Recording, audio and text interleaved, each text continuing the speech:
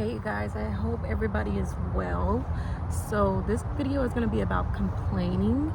God kept me up all night last night. Well, not all night, like he kept waking me up in the middle of the night to tell me things that he wanted me to talk about within this video. So I just took notes of that, and I'm pretty fired up from some things I'm going through. So yeah, this should be a really good video, and I'm personally going through this, and because I'm going through such a uncomfortable time, it's hard for me not to complain. So I feel like this is a perfect topic for me to talk about right now. I want to start by saying that complaining and venting are two different things. The definition of venting is just expressing a deep emotion. So basically you would be expressing your emotions and telling a story about what you're going through at that current time. And so complaining is expressing strong dissatisfaction with your situation and annoyance with your situation. And I see how those two can easily blend, but those are two very different things. I think it's perfectly okay to vent, but it's 100% not okay to complain. And by the end of the story, I'm gonna tell you guys why. So to top off, God sending me this topic and waking me up in the middle of the night to tell me what he wanted me to talk about, he actually correlated with the fact that I was reading Numbers 11 last night before I went to sleep. And that small story is all about complaining. So within that story, it's a story about Moses and him when he was working with the Israelites. And so the Israelites, there's always like some foreigners that come and live amongst them because they're so inspired and they know that they're good people to be around. And so at this time, foreigners were around them, and the foreigners they started to complain that they haven't had no meat. And if you've read this verse, you know that the Israelites were eating one thing that God was providing them with on a daily basis, which is manna. If I'm incorrect about that word, I'll write it right here, but I think I'm correct about that. It was called like manna. And so the foreigners started talking about how they were tired of only eating manna and wanted to eat some meat. So they influenced the Israelites to get upset, and they started wanting some meat as well. And so at this time, they were having like a holy tent, and God was basically with them. They had it set up to where God had his presence within their camp. He had a whole cloud during the day to show that he was with them, and it was like the cloud was like on fire at night to show that God was right there. He was present. He was within that camp, protecting them and being with them and listening to them. So instead of going to God and being like, hey God, hey, we want some meat, we kind of tired of only eating manna, can you like provide us with some meat? They just started complaining amongst themselves and within each other, to where it got to the point where all the Israelites were complaining that they weren't having the meat, and just like talking nasty, upset, complaining. And so God heard of this, Moses heard of this. Both God and Moses got really angry, and so Moses got upset because he was like he was tired of dealing with them, because it was always something with them. And so Moses got so upset that he went to God, and he basically cried to God and was like, God, like, why you got me dealing with these people? They're just so inconsistent and terrible followers and terrible servants. Like, why would you give me this terrible burden? And he was like basically saying like, God, this is a terrible burden. These people are just so inconsistent and terrible servants. Like, please just kill me. Like, he was asking for God to take him, out of the situation because he was tired. And so God handled this entire situation in two different types of ways. So when it came to Moses, because of the way that Moses came to God and vented to God and just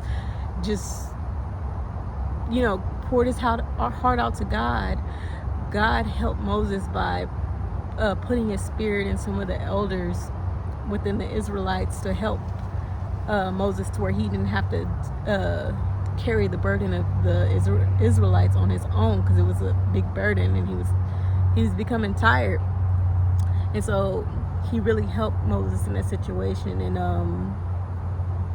provided for him.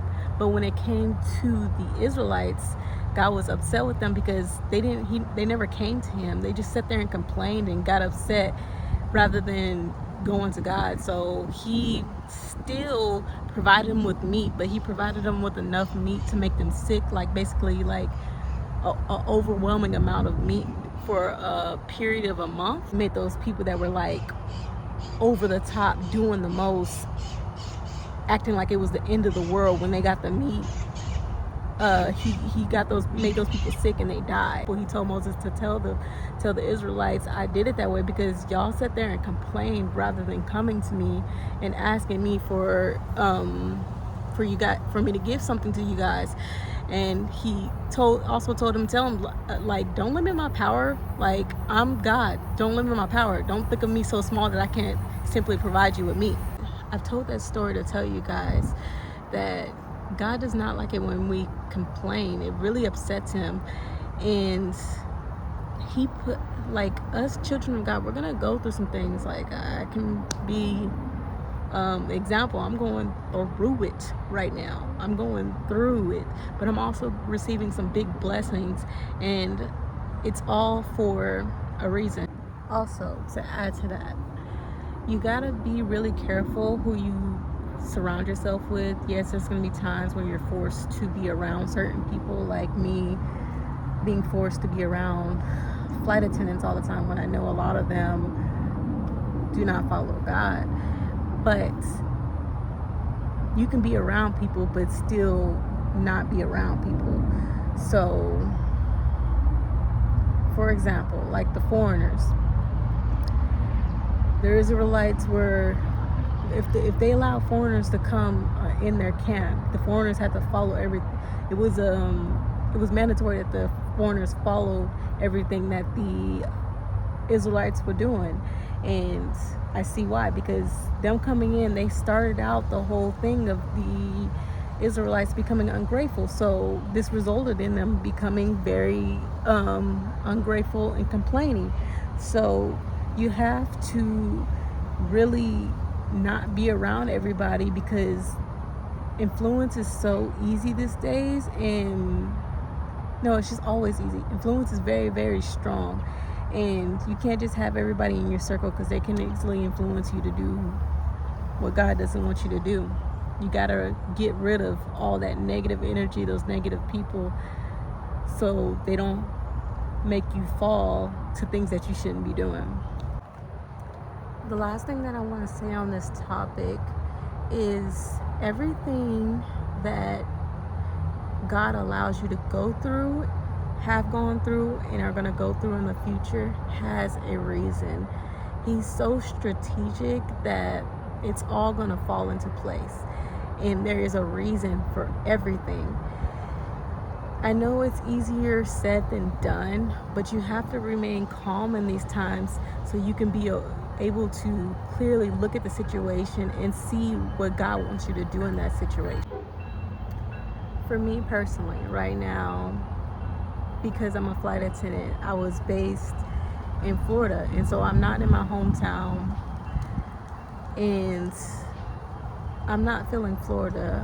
I feel like there is a shortage of water here. There's a lot of thirst going around. It's hard for me to go to the gym because all the thirst, and I've been disrespected so many times at the gym out here. I don't know if God's just sending people my way to teach me, but there's just a lot going on with me being out here. I don't have a lot of privacy because I'm in a crash pad, and the owner of the crash pad I'm at is not right. The guy at my crash pad is also very thirsty. There's just a lot going on out here.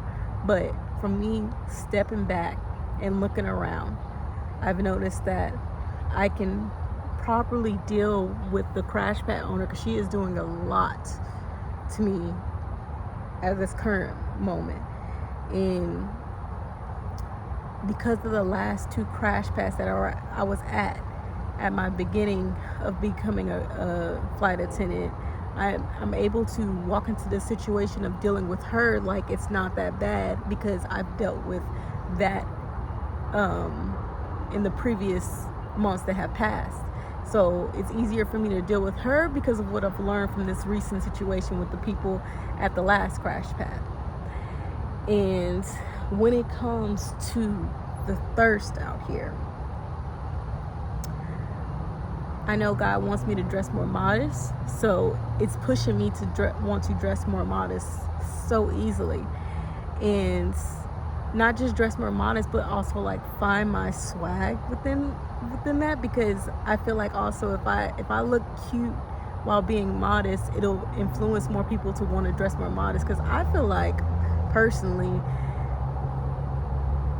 you attract more men when you dress modest. You attract more lust when you don't dress modest, and it's pushing me to want to be comfortable and not want to dress anything but modest. So it's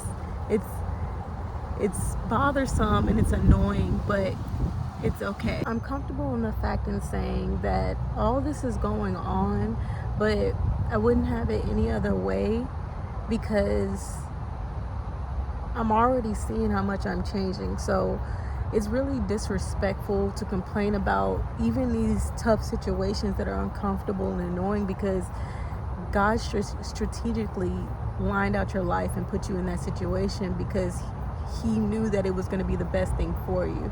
That's why it's like you biting the hand that's feeding you, because he's really giving you the best version of yourself in the most powerful way. And he knows exactly what you need to make you into that person that he wants you to be and the person you really want to be. So you shouldn't be complaining, because it's like complaining about the best thing that has ever happened to you in your life. It doesn't make sense, and I see why it makes him angry, because it's just like, it's very ignorant. So I know it's annoying, and it's the most challenging thing that you could be going through with what you're put through as a child of God, but it's all worth it, and God always has your back, and you'll see. So keep your head up, step out of the situation, and pay attention and see why are you going through that, so you can work on that, and you can be going through that situation for a less amount of time if you focus on what it's happening for rather than what is happening. That's all I have to say, y'all. I'm gonna just go ahead and say it again. I'm about to be at 1,000 subscribers, and I've seen that you guys are having a lot of comments that y'all want me to tell story times about aviation, so I'll start there. Wednesdays and Sundays are gonna be days. This channel is basically God's channel, y'all, and I'm just here, telling what he wants me to tell. So all my posts on Wednesdays and Sundays are gonna be what God is telling me to put out, but y'all will get additional content on different days for every time I get 1,000 subscribers. So I'm about at like 940 right now. So once I hit that 1,000, I'll make my first story time about aviation, because I've seen a lot of people want to hear about that. It'll probably be about like a backup first, but I got so many stories that y'all gonna really be intrigued by these stories, because and it makes me feel better when I come out here and talk about it. So I really can't wait to do it. So yeah, that's all I have to say, y'all. Like and subscribe, stay blessed, and keep your head up. I'll see you guys in the next one. Peace.